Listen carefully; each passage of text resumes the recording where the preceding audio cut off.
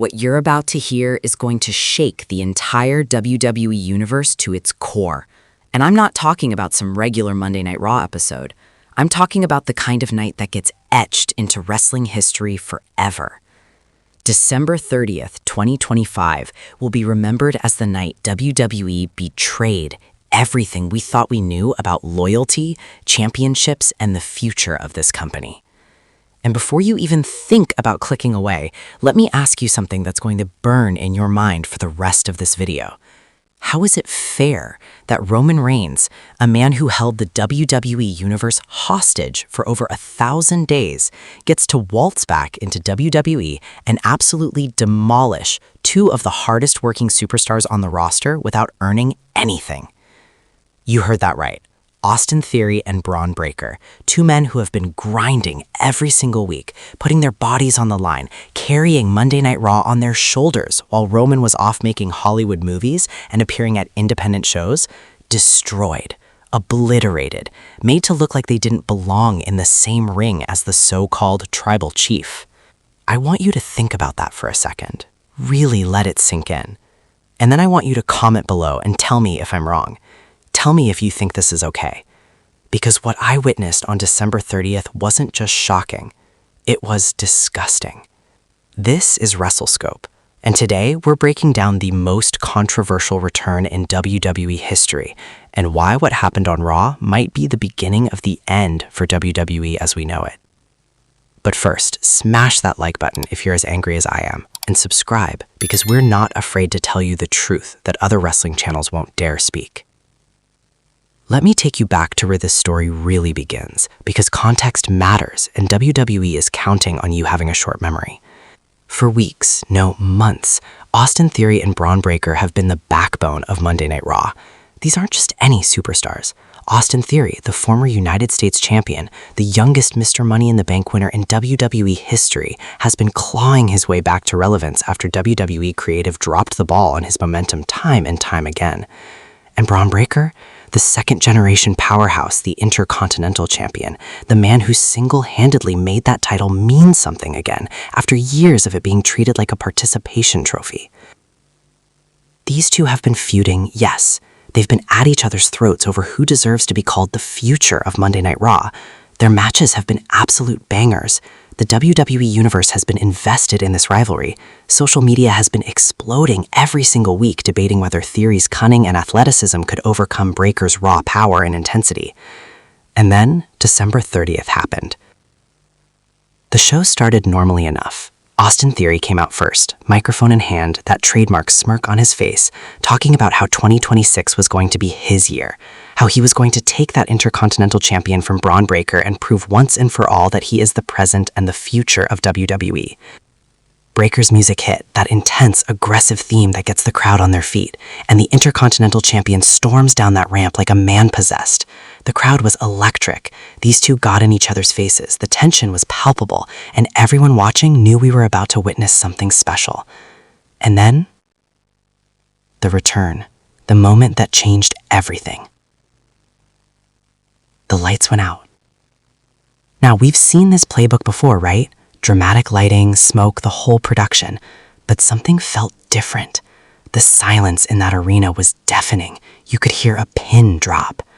And then, acknowledge me. Those two words that have haunted the WWE Universe for years, the words that represent dominance, oppression, and a reign of terror that seemed like it would never end. Roman Reigns' music hit, and I kid you not, the roof almost came off that arena. The crowd reaction was split down the middle, half losing their minds with excitement, half booing with the intensity of 1,000 suns. And Roman Reigns, the self-proclaimed tribal chief, the head of the table, walked out onto that stage with Paul Heyman by his side, looking like he never left. But here's where my blood started to boil. Roman stood at the top of that ramp, soaking in the moment, while Austin Theory and Bron Breakker, two men who have been carrying this company, stood in that ring looking confused. And you know what Roman did? He smiled, that arrogant, condescending smile that says, I own this place and you're just living in it. Theory grabbed a microphone. Roman, with all due respect, this is our time. This is our show. You had your moment. You had years of moments. This isn't about you anymore. The crowd popped for that. Finally, someone had the courage to say what we were all thinking. Theory was speaking for every single person who's been tired of the Roman Reigns show dominating WWE programming for the last 4 years. Bron Breakker grabbed the mic from Theory. Roman, I don't care how many days you held that championship.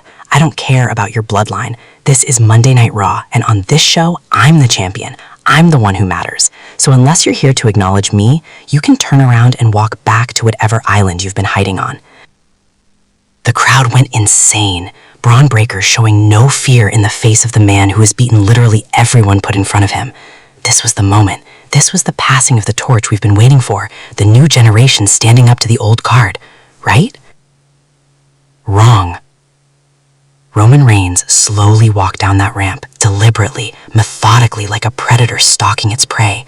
Paul Heyman scurried behind him, that knowing smirk on his face. And when Roman stepped into that ring, the energy shifted. He didn't say a word. He didn't need to. He simply looked at both men, pointed at the WrestleMania sign hanging in the arena, and then Superman punched to Austin Theory. Theory went down like he'd been shot. The crowd gasped. Bron Breakker immediately charged at Roman, and for a moment, just a moment, we thought we might see the Intercontinental Champion take down the returning veteran. But Roman sidestepped, and Jimmy and Jey Uso appeared from nowhere. The bloodline was back, the nightmare was back, and what followed was 7 minutes of the most brutal, unfair, sickening assault I've ever witnessed on Monday Night Raw. The Usos held Bron Breakker while Roman delivered multiple Superman punches. Theory tried to recover, tried to fight back, but he was outnumbered 3-1. Roman caught him with a devastating spear that nearly broke Theory in half. The sound of that impact echoed through the arena like a gunshot. But Roman wasn't done. Oh no, because this wasn't just about making a statement. This was about humiliation. Roman picked up Austin Theory, positioned him, and delivered another spear. Then he turned to Bron Breakker, who was barely standing after the Usos' assault, and hit him with not 1, but 2 consecutive spears. The Intercontinental Champion, the man who has been unstoppable for months, was laid out in the middle of that ring like yesterday's garbage. And you know what Roman did next? He stood over both men, placed his foot on Bron Breakker's chest, and raised that finger in the air, the one's gesture, the symbol of his dominance. Paul Heyman handed him a microphone, and Roman said just 5 words. The show went off the air with that image. Roman Reigns standing tall, the bloodline reunited, and 2 of Raw's biggest stars destroyed without breaking a sweat. Now, here's where we need to have a real conversation. Forget the kayfabe for a second. Forget the storylines. Let's talk about what this really means.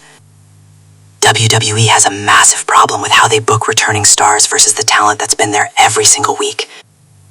And the Roman Reigns situation is the perfect example of everything wrong with modern WWE booking. Austin Theory is 27 years old. He has years of potential ahead of him. He should be in his prime of being built up as a main event player. Instead, WWE has started and stopped his momentum so many times that the audience doesn't know whether to take him seriously anymore. And now, when he finally starts building credibility again, he gets squashed by a returning part-timer. Bron Breakker is 27 years old. He's a genetic freak, and yes, that's a reference to his uncle, the legendary Scott Steiner. He has everything WWE claims they want in a superstar: size, athleticism, intensity, charisma, and a legendary last name. He's been dominant as Intercontinental Champion, and what does WWE do? They feed him to Roman Reigns like he's a jobber on Main Event. Do you see the problem here? This isn't about whether Roman Reigns is talented. We all know Roman is one of the greatest WWE superstars of all time. His character work over the last several years has been phenomenal. His matches have been incredible. Nobody is denying his abilities or his contributions to WWE. But there comes a point where nostalgia and star power have to take a backseat to building the future. And WWE has shown time and time again that they would rather pop a rating for 1 week with a returning legend than invest in the stars who will be carrying this company for the next decade. Think about it. How many times have we seen this exact scenario play out? John Cena returns and beats current stars. The Rock returns and overshadows the full-time roster. Goldberg returns and squashes promising talent. And now, Roman Reigns returns and destroys 2 of the hottest young stars on the roster. When does it end? When do we actually get to see the new generation shine without being sacrificed at the altar of part-time nostalgia? Social media exploded after Raw went off the air, and I mean exploded. Twitter, or X, or whatever we're calling it now, was absolutely on fire with reactions that were split right down the middle. On one side, you had the Roman Reigns faithful, the people who have been waiting for his return, celebrating like their favorite sports team just won a championship. The tribal chief is back. Bow down to the head of the table. Acknowledge him. These fans were thrilled to see Roman back in that ring, doing what they do best, dominating. But on the other side, and this side was loud, you had fans who were absolutely disgusted by what they witnessed. Theory and Breakker deserved better. Sick of part-timers burying full-time talent. This is why WWE will never change. I'm done with this company. And you know what? Both sides have valid points. If you're a Roman Reigns fan, you've been waiting months for this return. Roman took time off for legitimate reasons, and his